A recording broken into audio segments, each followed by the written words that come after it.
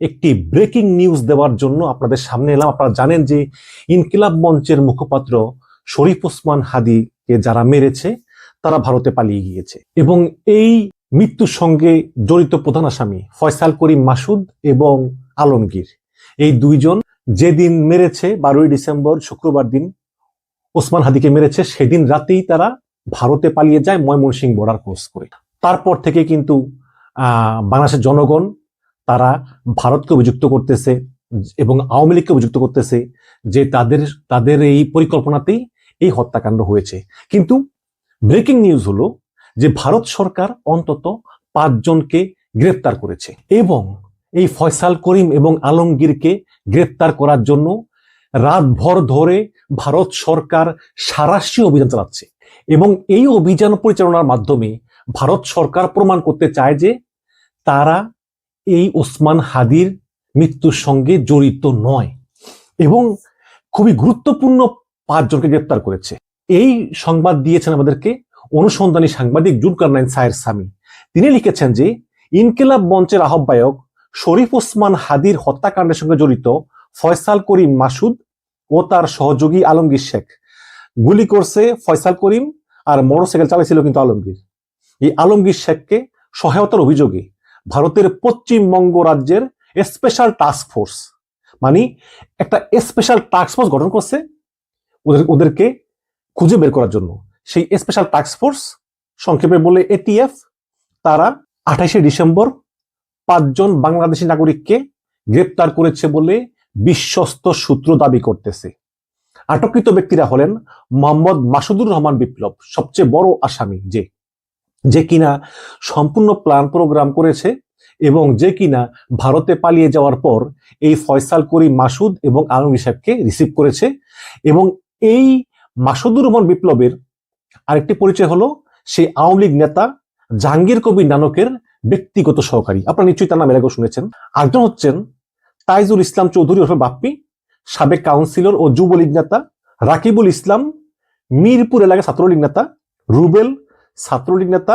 Philips, এই Philips হচ্ছে border এলাকায় মানব পাচারের সঙ্গে জড়িত এবং হাদী হত্যাকাণ্ডের সাথে সরাসরি জড়িত ফয়সাল এবং আলমগীর শেখকে গ্রেপ্তারে সাঁড়াশি অভিযান পরিচালনা করা হচ্ছে বলে সূত্র জানিয়েছে।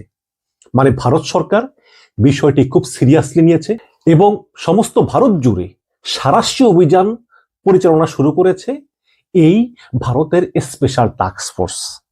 আশা করি খুব শীঘ্রই ভারত সরকার এই ফয়সাল করিম এবং আলমগীর শেখকে গ্রেপ্তার করতে পারবে। এবং দর্শক, এই ঘটনা যে ভারত সরকারের সঙ্গে জড়িত না হোক, কিন্তু আওয়ামী লীগের পরিকল্পনায় হচ্ছে, এটা কিন্তু বাংলাদেশের গোয়েন্দারা অভিযোগ করতেছেন এবং তারা বলতেছেন যে এটা একটা বিশাল পরিকল্পনা। কারণ এই ফয়সাল করিম বড় চুল ছিল, তারপর চুল নাই, 15 দিনের মধ্যেই তিনি হাদীর খুব আস্থাভাজন হয়ে ওঠেন। যেদিন হাদীকে মারেন সেদিনও কিন্তু তিনি হাদীর সঙ্গে করতেছিলেন, নির্বাচনী ওয়ার্ক করতেছিলেন। এবং এর 1 সপ্তাহ আগে এই ফয়সাল করিম সিঙ্গাপুরে যান। সিঙ্গাপুরে গিয়ে সেখানে মালয়েশিয়ার বর্ডারে দফায় দফায় মিটিং করেন। কার সঙ্গে মিটিং করেন? সিঙ্গাপুরে গিয়ে। এবং তার কাছে প্রায় 217 কোটি টাকার চেক পাওয়া গিয়েছে, ব্যাংকের চেক। ফয়সালের মতো একটা লোক, তার কাছে এত টাকার ব্যাংকের চেক কিভাবে এলো? যেই ফয়সাল করিম অস্ত্র সহ গ্রেপ্তার হয়েছে ডাকাতি মামলায়, তাকে কে এত দ্রুততম সময় জামিন করালো? এখন তো আমি মনে করি যে বিএনপির যে আইন বিষয়ক সম্পাদক কায়সার কামাল, তার ব্যাংক অ্যাকাউন্টটা চেক করা হোক। যেই 2 বিচারক জামিন দিলেন, পরবর্তীতে আবার সেই জামিনের এক্সটেনশন করলেন, সেই 2 বিচারকেরও এবং সেই 2 বিচারকের আত্মীয় স্বজনদের ব্যাংক অ্যাকাউন্ট চেক করা হোক, কায়সার কামালের আত্মীয়দের ব্যাংক অ্যাকাউন্ট চেক করা। এখন দর্শক, আমি তো চিন্তা করতেছি যে যদি ভারতের পুলিশ শেষ পর্যন্ত এই ফয়সাল করিম এবং আলমগীর শেখকে গ্রেপ্তার করতে পারে, অলরেডি যে 5 জনকে গ্রেপ্তার করেছে, বিশেষ করে এই যে জাহাঙ্গীর কবির নানকের যে ব্যক্তিগত সহকারী মোহাম্মদ মাসুদুর রহমান বিপ্লব, তিনি তো সব জানেন, এবং তার প্ল্যানে এগুলো হয়েছে। এখন যদি ভারত সরকার তাকে রিমান্ডে জিজ্ঞাসাবাদ করে এবং যদি শেষ পর্যন্ত ভারত সরকার এই ফয়সাল করিম এবং আলমগীর শেখকে গ্রেপ্তার করতে পারে, গ্রেপ্তার করার পরে হয়তোবা কেঁচো করতে গিয়ে সাপও বেরিয়ে আসতে পারে। তখন দেখা যাবে যে এটার সঙ্গে শুধু যে এই আওয়ামী লীগের এরা জড়িত তা না, এর সঙ্গে আরো অনেক লোক জড়িত আছে। কারা জড়িত আমি অনুমানের নাম বলতে চাই না, তবে এটুকু বলতে পারি যে কেঁচো করতে গিয়ে সাপ বেরিয়ে আসবে। এবং ভারত সরকার শেখ হাসিনার জন্য সব করতে পারে, কিন্তু এই ছোটখাটো এই পুটিপনা এদের অপরাধের দায় কিন্তু ভারত সরকার নিবে না। সুতরাং আমি মনে করি যে অযথা যারা ভারতকে দায়ী করতেছেন তারা দায়ী করেন না, অন্তত এই ওসমান হাদির মৃত্যুর ব্যাপারে। হ্যাঁ, গোয়েন্দারা বলতেছে, বিভিন্ন সরকার সূত্র বলতেছে যে আওয়ামী লীগের অনেকের সঙ্গে জড়িত, অনেকে আছে জড়িত, হয়তো বা এটা আওয়ামী লীগের নেতৃত্ব জানে না, কিন্তু আওয়ামী লীগের নেতা আছে, তারা নিজেরা এই সব কাজগুলো পরিকল্পনা করে করেছে, কিন্তু মূল আওয়ামী লীগ তারা এসব ব্যাপারে অবগত না, এটা আমার মনে হয়। কিন্তু আওয়ামী লীগের কিছু লোক এটা করিয়েছে, এটা বিভিন্ন গোয়েন্দা সূত্রে আমরা রিপোর্ট পেয়েছি। এটা অভিযোগ কিন্তু প্রমাণিত না। এবং ওসমান হাদির মৃত্যুর পরে ইনকিলাব মঞ্চ যেভাবে আন্দোলন শুরু করেছে, বাংলার জনগণ যেভাবে ওসমান হাদির পক্ষ নিয়ে সোচ্চার হয়েছে, এবং পৃথিবীর সমস্ত বড় বড় পত্রিকায় ওসমান হাদিকে নিয়ে দফায় দফায় রিপোর্ট হয়েছে, এবং ভারত সরকার বুঝে গিয়েছে যে এই ওসমান হাদিকে যারা মেরেছে তারা আসলেই তাদের কাছে আছে, এবং যেটা বাংলাদেশ সরকার ক্রমাগত অভিযোগ করতেছে, তবে এখনো আনুষ্ঠানিক লেটার পাঠায়নি। তো ভারত সরকার চিন্তা করতেছে যে এই আওয়ামী লীগের চুনাপুটি তারা বাংলাদেশে একজনকে মেরে আসবে, মেরে এসে ভারতে লুকিয়ে থাকবে, এটা আমরা হতে দিব না, তাদেরকে ধরতে হবে। দেখুন, শেখ হাসিনা, ওবায়দুল কাদের, তারপরে ওই যে কামাল, এদেরকে ভারতে আশ্রয় দেওয়ার আগে ভারত সর্বদলীয় সভা করেছিল, সেখানে সবাই বলেছে যে হ্যাঁ, এই শেখ হাসিনা এবং তার কাছের লোকদেরকে ভারতে আশ্রয় দেওয়া হোক, কারণ তারা আমাদের অকৃত্রিম বন্ধু।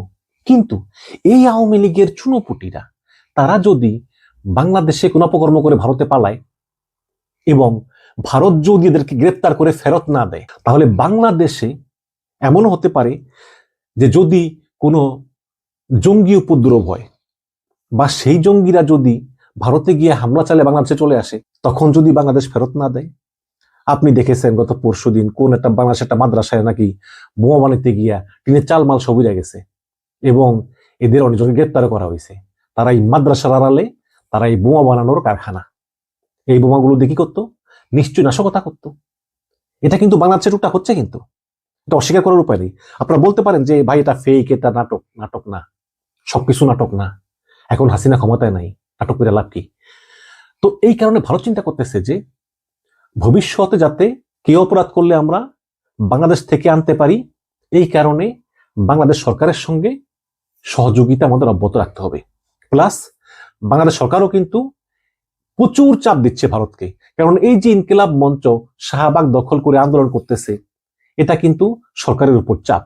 তো ইনকিলাব মঞ্চ সরকারকে চাপ দিচ্ছে, এবং সরকার কূটনৈতিক চ্যানেলে ভারত সরকারকে চাপ দিচ্ছে, এবং এইসব চুনাপুটি ফয়সাল করিম, আলমগীর শেখ, এদের মূল্য ভারতের কাছে নাই। এটা হচ্ছে বাস্তবতা।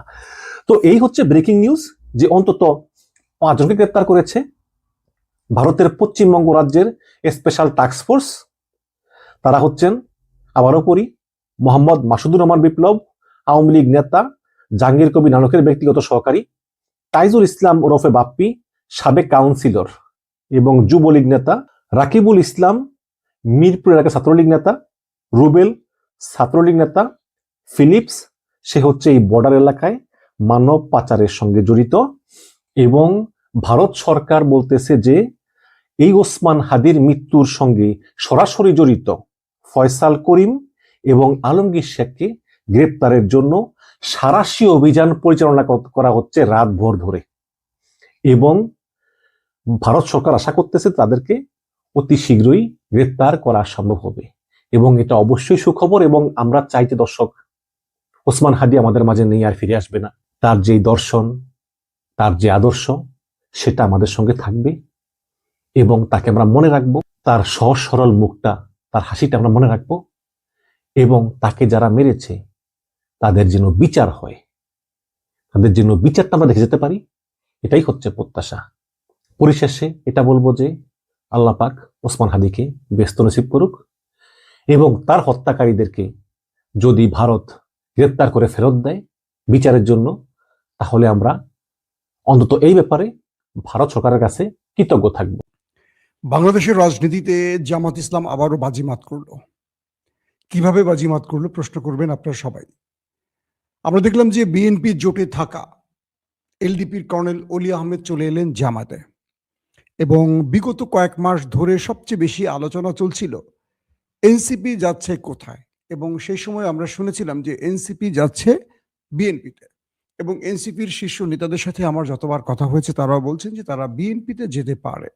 কিন্তু সর্বশেষ তারাও সারপ্রাইজ দিলেন, এনসিপি চলে গেল জামাত ইসলামের জোটে।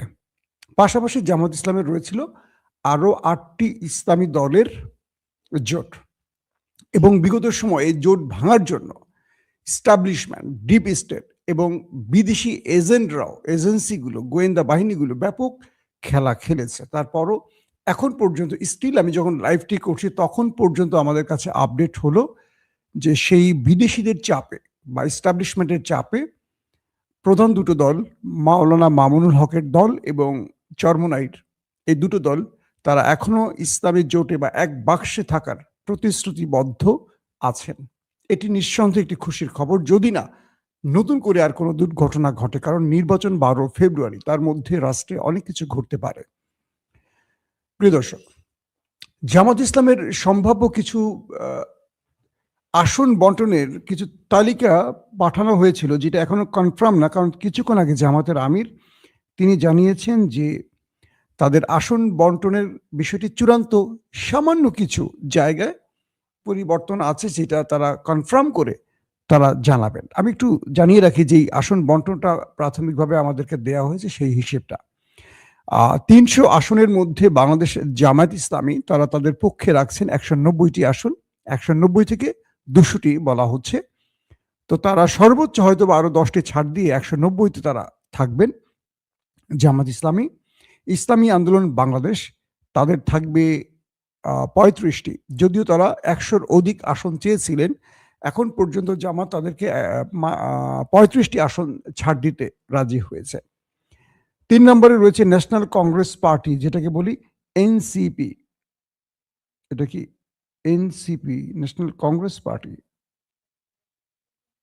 আচ্ছা, ন্যাশনাল কংগ্রেস পার্টি তাদেরকে, অর্থাৎ আমাদের এনসিপিকে, এটা কংগ্রেস পার্টি, এনসিপিকে দেয়া হচ্ছে 330 আসন।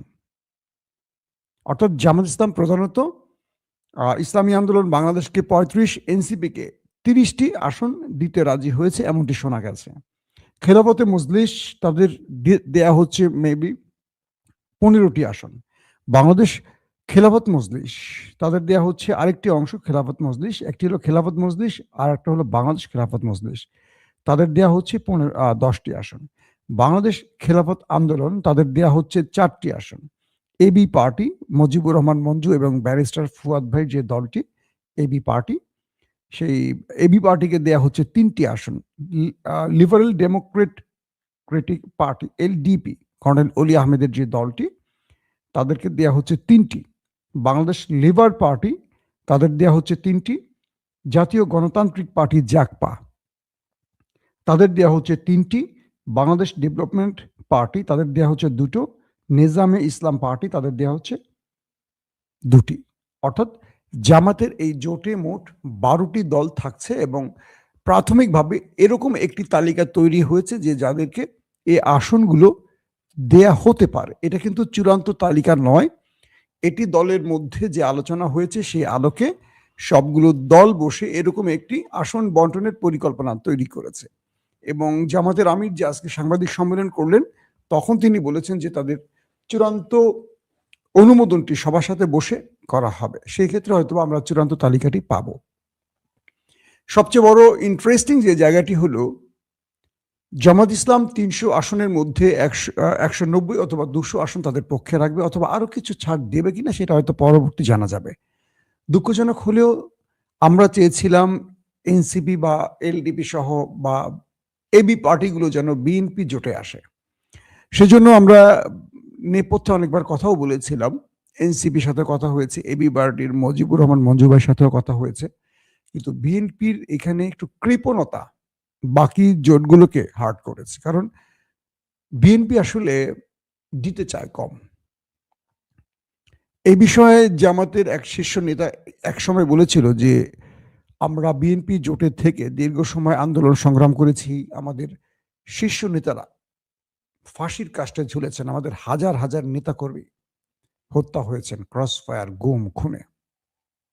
এবং ঢাকার রাজপথে যখন বিএনপি ব্যর্থ হয়েছে আন্দোলন করতে, আমরা তখন সেই বিএনপির আন্দোলনকে বাস্তবায়ন করেছি। ইভেন তিনি আরো বলেছেন জামাত নেতা যে যখন বেগম খালেদা জিয়ার বাড়ি ঘেরাও করে বালুর ট্রাক দিয়ে আটকে রাখা হয়, তখন সারা ঢাকাতে বিএনপির একটা কর্মীকেও মাঠে দেখা যায়নি। সেই দিন জামাত মাঠে নেমেছিল বেগম খালেদা জিয়ার নির্দেশে, এবং তাদের 3 থেকে 4 জন শাহাদাত বরণ করেছে। এটা জামাতের বক্তব্য। আর যখনই নির্বাচনের সময় এলো, বেগম জিয়া জেলে চলে গেল, তখন দেখা গেল যে এই বিএনপি এই জোটে জামাতকে আর কোনো মূল্যায়ন করলো না, এবং তারা মাহমুদুর রহমান মান্না, তারা কামাল হোসেনকে নিয়ে জোট করে তারা ধরে নিলেন যে তাদেরকে প্রতিবেশী একটি দেশ সাপোর্ট দিবে, যেহেতু তাদেরকে নিয়েছেন, যেটি রয়ের একটা খেলা ছিল। সেই ফাঁদে বিএনপি পা দিলেন। পা দেওয়ার ফলে জামাত ছিটকে পড়লো। জামাতকে বোধ হয় 18-20টি আসন দেওয়া হয়। এরপর আমরা দেখলাম সেই ভোট আর কোনো ভোট থাকলো না। শেখ হাসিনা তার মতো করেই বিজয় ছিনিয়ে নিল। অর্থাৎ রাতের ভোট, বা কি বলবো, যে একসাথে 153টি আসন জয়, আবার ভোটের অধিকাংশ রাতই ভোট হয়ে যাওয়ায় শেখ হাসিনা যে কাজগুলো করছে। তো সেই সময়ের বিষয়টি জামাতের এক নেতা উল্লেখ করে বলছেন যে আমরা বিগত সময় 20 দলীয় জোট করে যত আন্দোলনই করেছি, কিন্তু আসন বন্টনের ক্ষেত্রে কখনো বিএনপি ছাড় দিতে চায় না। তো এরপর আমরা ধরে নিয়েছিলাম যে এবার জামাতবিহীন বিএনপির মধ্যে হয়তোবা বাকি জোটের যারা রয়েছেন তারা হয়তো ভালো কিছু আসন পাবেন। কিন্তু সর্বশেষ দেখতে পেলাম যারা বিএনপির জন্য ওয়েট করেছে এতদিন ধরে, তারাও শেষ পর্যন্ত আর বিএনপির ঘরে থাকতে পারলেন না, তারা চলে এলেন জামাতের ঘরে। আবার জামাতের যিনি আমির ডক্টর শফিক সাহেব আজকে তার সংবাদ সম্মেলনে বললেন যে আরো অনেকগুলো দল এই জোটে আসার আগ্রহ প্রকাশ করেছেন, কিন্তু তারা তাদেরকে নিতে পারছেন না। তবে জাতীয় রাজনীতিতে দেশের কল্যাণে আগামী দিনের বাংলাদেশ গড়ার ক্ষেত্রে তাদেরকে নিয়ে কাজ করবেন। অর্থাৎ একদম শেষ আওয়ারে, 11th আওয়ারে এসে এলডিপি এবং এনসিপি এসে অনেকগুলো আসন নেয়ার কারণে আরো কিছু জোট যারা বিএনপি থেকে ছিটকে পড়েছে, তারাও হয়তোবা জামাতের সাথে যোগাযোগ করেছেন। সেই ইঙ্গিতটি ডক্টর শফিক দিয়েছেন। কিন্তু দুঃখজনক হলেও তিনি বলছেন যে আমরা তাদেরকে নিতে পারছি না, কারণ আসন তো একটা লিমিটেড আসনের মধ্যেই সবকিছু করতে হবে। তো তারা বলছেন যে আমরা আরো বেশ কিছু দলের কাছে তারা জামাতে আসতে চাচ্ছিলেন, কিন্তু তারা জামাত তাদেরকে এই মুহূর্তে জোটে নিতে পারছেন না। তবে তাদের সাথে দেশ গড়ার ক্ষেত্রে একসাথে কাজ করবেন, জাতীয় রাজনীতিতে তাদের সাথে কাজ করবেন। একটা ভালো সিদ্ধান্ত জামাত নিয়েছে। প্রশ্ন হলো সবাই জামাতে আসতে চায় কেন? আমি যে কথাটি শুরুতেই বলেছিলাম যে আজকের এনসিপি, এলডিপি বা এই দলগুলো জামাতে আসতো না যদি বিএনপি তাদেরকে উপযুক্ত সম্মান দিয়ে রাখতেন। প্রশ্ন হলো যে বিএনপি আন্দোলন সংগ্রামে সবসময় ব্যর্থ হলেও আসন ছাড়ার ক্ষেত্রে এত কার্পণ্য করে কেন? এর উত্তর হয়তো বা বিএনপি ভালো জানেন। আমি এর চেয়ে বেশি কিছু বলতে চাই না। দ্বিতীয় যে বিষয়টি হলো, জামাত তার জোটটাকে তৈরি করেছে কোন আদলে? ভালো করে খেয়াল করেন। আগামী দিনে নির্বাচনের জন্য জামাত যে ন্যারেটিভ তৈরি করবে, সেই ন্যারেটিভের জন্য জামাত দুর্দান্ত কিছু কাজ করেছে। এই দুর্দান্ত কথাগুলো বললে বিএনপি লোকগুলো কষ্ট পান। তাদের কথা হলো যে মাসুম ভাই, আপনি সাংবাদিকতা বাদ দিয়ে অ্যাক্টিভিজম করেন, অর্থাৎ সত্যকার মিথ্যা হোক শুধু আমাদের পক্ষেই বলবেন, আমাদের পক্ষেই বলবেন। কিন্তু আমি মাসুম ভাই আপনাদেরকে বলতে চাই, বোঝাতে চাই, মাসুম ভাই কোনো একটা দল পছন্দ করতেই পারে, কিন্তু তিনি সাংবাদিক হিসেবে নিজের পেশার সাথে প্রতারণা করতে চান না। অর্থাৎ একজন গণমাধ্যম কর্মী হিসেবে যেটা আমার কাছে সত্য মনে হয়, আমি সেই সত্যটা বলতে চাই। আমার দর্শককে আমি প্রতারিত করতে চাই না, কোনো দলের পক্ষে সাফাই গাইতে চাই না। এটা আমি আপনাদেরকে কথা দিতে চাই এবং সেটা প্রমাণ করতে চাই। যেমন ধরেন, জামাত তার জোটে রাখছে কাকে? কর্নেল ওলি, যিনি একজন মুক্তিযুদ্ধে অবদান রাখা, মানে উপরের কাতারে বীর বিক্রম একজন মানুষ। তার জোটে আছেন কে? যদিও মনোনয়ন বা নির্বাচনে নেই, আক্তার, বিএনপির বহিষ্কৃত নেতা আক্তারুজ্জামান। তার জোটে আছে কারা? 24-এর যে বিপ্লব হয়েছে ফ্যাসিজমের বিরুদ্ধে, তার যে অগ্রনায়ক, একদম প্রথম সারির যারা এই আন্দোলন সফল করেছে, একদম প্রথম, মানে যারা এই আন্দোলন সফল করছে, এটা তো কোনো রাজনৈতিক দলের নেতৃত্বে হয়নি, হয়েছে যাদের নেতৃত্বে বৈষম্য বিরোধী আন্দোলনের সেই এনসিপি, নাহিদ ইসলাম সহ যারা আন্দোলনটি সফল করেছেন তারা। ইতিমধ্যে অনেকেই বলছেন এনসিপি থেকে 30 জন চলে গেছে, এনসিপির ভাঙন এই সেই। এটাকে আমি খুব ক্ষুদ্রভাবে দেখি, কারণ এনসিপি মানি নাহিদ ইসলাম, এনসিপি মানি হাসনাত, এনসিপি মানি সার্জিস আলম, এনসিপি মানি তাসনিম জারা, তাসনিম কি আমাদের সামান্তা নয়। এই নামগুলো পরে আমরা শুনছি। তাসনিম জারা কে? একজন কি বলবো উদীয়মান ডাক্তার এবং একটা উন্নত দেশে তার পেশাগত দায়িত্ব পালন করেছেন, যথেষ্ট ভালো একজন মানুষ, আমি তাকে পছন্দ করি। কিন্তু রাজনীতিতে বা রাষ্ট্রের অবদানের ক্ষেত্রে তার অবদানটাকে আমরা ওইভাবে গ্রহণ, মানে ওইভাবে নিতে পারি না। তিনি একজন সাধারণ অন্য পেশাজীবীদের মতো, কিন্তু 24-এ তার কোনো বড় ভূমিকা ছিল না। তো তিনি চলে গেলে বা তিনি থাকলেই বা কি যায় আসে? এনসিপি তাকে জাতির কাছে পরিচিত করেছে, মানে নেত্রী হিসেবে, আর ডাক্তার হিসেবে তিনি সোশ্যাল মিডিয়াতে যথেষ্ট প্রশংসিত হয়েছেন। তো যে এনসিপি এই 24-এর বিপ্লব সাধন করেছে, সেখানটা সেই এনসিপি জামাতে থাকছে। 71-এর মুক্তিযুদ্ধে থাকা প্রথম সারির কয়েকজন যারা বেঁচে আছেন তারাও জামাতে থাকছেন। এখন জামাত তাদের জোটে একটি ইসলামিক বাক্সের জন্য যে প্রতিশ্রুতি দিয়েছিল, সেটা চরমোনাই, হেফাজত, মাওলানা মামুন, খেলাফতে মজলিস, তাদেরকেও জামাত জোটে রেখেছে। অর্থাৎ এমন একটি প্যানেল জামাত তৈরি করতে চাচ্ছে, যে প্যানেলকে আগামী দিনে কেউ একটি বিশেষ ইঙ্গিত যে এরা জিহাদি, এরা জঙ্গি, এটা বলতে পারবে না, কারণ সেখানে মুক্তিযুদ্ধের প্রথম সারির লড়াকু সৈনিকরা রয়েছেন। আবার 24-এর বিপ্লবে দ্বিতীয় মুক্তিযুদ্ধ যারা সাধন করেছেন তারাও রয়েছেন, আবার রয়েছেন ইসলামের শক্তি। অর্থাৎ জামাত ঠিক ডাকসুর মতো সাদিক কায়েমরা যেভাবে ঐক্যবদ্ধ প্যানেল ঘোষণা করেছিলেন, হিন্দু, পাহাড়ি সব দলকে টেনে এনে, জামাত ঠিক সেই প্র্যাকটিসটা আবার দেখালো জাতীয় নির্বাচনের ক্ষেত্রে। এটি জামাতকে একটা ভিন্ন মেসেজ দিবে, বা আন্তর্জাতিকভাবে বহির্বিশ্বের কাছে, ওয়ার্ল্ড ইস্টাবলিশমেন্টের কাছে জামাত তাকে দেখাচ্ছেন একটা গণতান্ত্রিক বা মডারেট ইসলামিক শক্তি হিসেবে। এইটা জামাতকে একটা ভালো রেজাল্ট দেবে। তাহলে বিএনপির বিরুদ্ধে বাজিমাতটা কেন বললাম? বিএনপি শেষ পর্যন্ত তাদেরকে নিয়েই থাকছেন জোটে, আরো কেউ কেউ হয়তো বেরিয়ে যাবে, যাদের নিজের পরিবারের বাইরে হয়তো 10টা ভোটও নেই। মাহমুদুর রহমান মান্না একজন পোড় খাওয়া ডাকসাইটের নেতা, কিন্তু তার ভোট নেই। আন্দালিব রহমান পার্থ, তিনি একটি দলের একক নেতা, আমার সাথে তার খুব ব্যক্তিগত ভালো রিলেশন আছে। তিনি একজন উন্নত, কি বলবো, যে মানসিকতার লোক, উন্নত, মানে তার চিন্তা চেতনা জাতীয় রাজনীতিতে তার বক্তব্য ভূমিকা রাখছে, এই দেশের জন্য অনেক বড় বড় ক্ষেত্রে তার বক্তব্য অনেক বড় ভূমিকা রেখেছে। কিন্তু ব্যক্তিগতভাবে তার ভোটার কি আসলে খুব বেশি আছে? তাকে আমরা টকশোতে খুঁজে পেয়েছি, কিন্তু জাতীয় রাজনীতিতে তিনি কি খুব বড় ভূমিকা রেখেছেন, তার বাবার যথেষ্ট প্রশংসা আছে। তো আন্দালিব রহমান পার্থ কি নিজের ভোটে এমপি হতে পারবেন? পার্থ ভাই, আমার ভিডিওটি দেখলে মনে কষ্ট নেবেন না, সত্যটা বলছি। হ্যাঁ, ভোলাতে তার একটা ভোট ব্যাংক আছে, কিন্তু বিএনপিকে বিট দিয়ে জেতার মতো ভোট ব্যাংক তার নেই। যদি ভোলা 1 আসনে আন্দালিব রহমান পার্থ দাঁড়ান আর বিএনপি দাঁড়ায়, নিঃসন্দেহে সেখানে বিএনপি জিতবে, কারণ ভোলা 1টা হলো বিএনপির ঘাঁটি।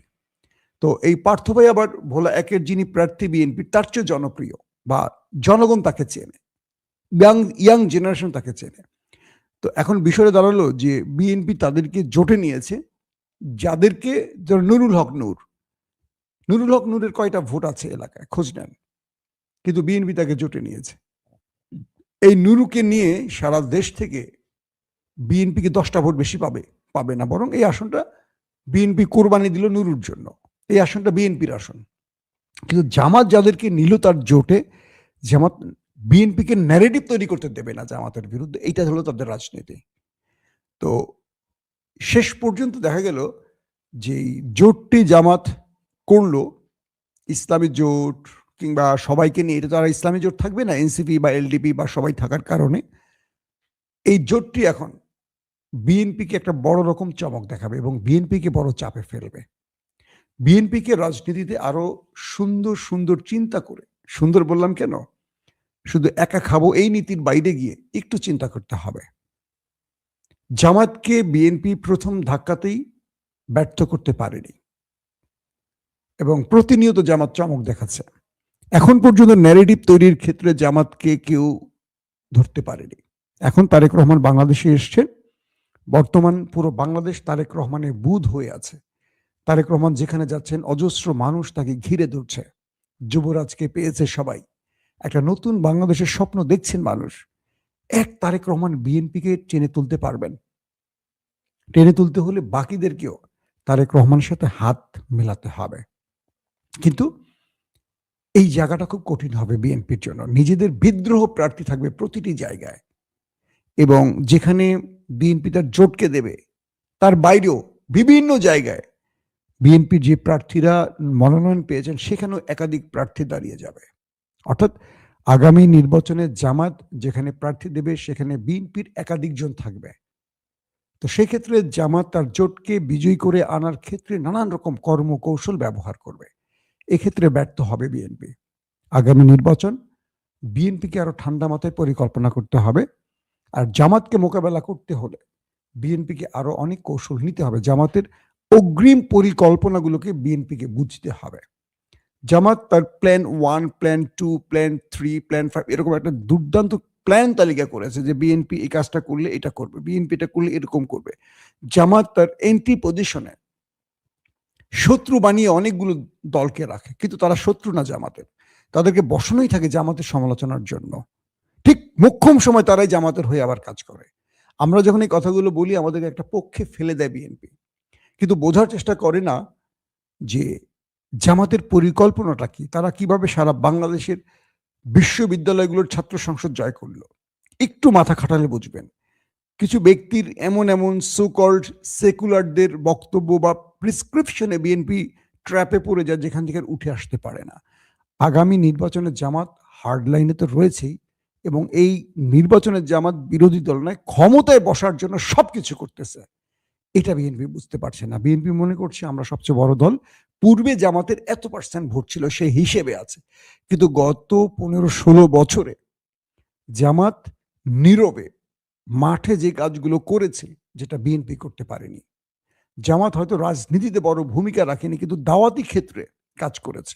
গত 15 মাসে জামাত তার সবচেয়ে বড় দাওয়াতি কাজটা করেছে কি, যে ক্ষমতায় বসে গেছে। ধরেন হাসিনা চলে যাওয়ার পর তো জামাত বিএনপি ক্ষমতায়, একটি টাকারও দুর্নীতি তারা করেনি, বা সেটা বড় করে প্রকাশ হয়নি, এরকম তথ্য প্রমাণ আসেনি, যেটা অন্যরা করেছে।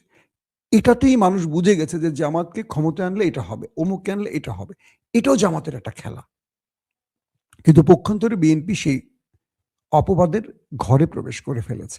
তো আমি বলবো যে বিএনপি এবং জামাতের মধ্যে যে লড়াইটা শুরু হয়ে গেছে, এই লড়াইতে এখন পর্যন্ত জামাত শ্রেষ্ঠত্বের আসনে বসে আছে, বা জামাত বিজয়ের দিকে ছুটছে। এখন যেহেতু তারেক রহমান দেশে আসছেন, তিনি কি চমক দেখাবেন তার চমকের জন্য অপেক্ষা করছি। কারণ তিনি ফুল টাইম রাজনীতি করেছেন লন্ডনে। তিনি তার দলটাকে ক্ষমতায় আনতে, ফ্যাসিস্ট হাসিনার বিরুদ্ধে একটা সফল আন্দোলন করতে গত এক কথা বলতে পারি 1 যুগের অধিক ধরে তিনি স্টাডি করেছেন। রাজনীতির নানান বিষয়গুলো নিয়ে, খুঁটিনাটি বিষয়গুলো তিনি জেনেছেন, বুঝেছেন। যেহেতু এখন তিনি বাংলাদেশে পা রেখেছেন, হয়তো বিএনপিকে পূর্বের তুলনায় এখন তিনি একটা অন্য মাত্রায় পৌঁছে দিতে পারবেন, এবং তার হাত ধরেই হয়তো আগামীতে বিএনপি ক্ষমতায় আসতে পারে। তো সেই সম্ভাবনার দ্বারটি কতদূর যাবে সেটা আমরা বিএনপির আগামী দিনের কর্মনীতির উপরই বুঝতে পারবো। শেষ পর্যন্ত হাসিটা কি জামাতের হবে না বিএনপির হবে, সেটা বুঝতে হয়তো আমাদের 12 তারিখ পর্যন্ত যেতে হবে না। ঠিক ফেব্রুয়ারির প্রথম লগ্নেই মানুষের পারসেপশন আমাদেরকে বলে দেবে আসলে কোন দিকে যাচ্ছে দেশ। প্রত্যেকে ভালো থাকবেন। আল্লাহ হাফেজ।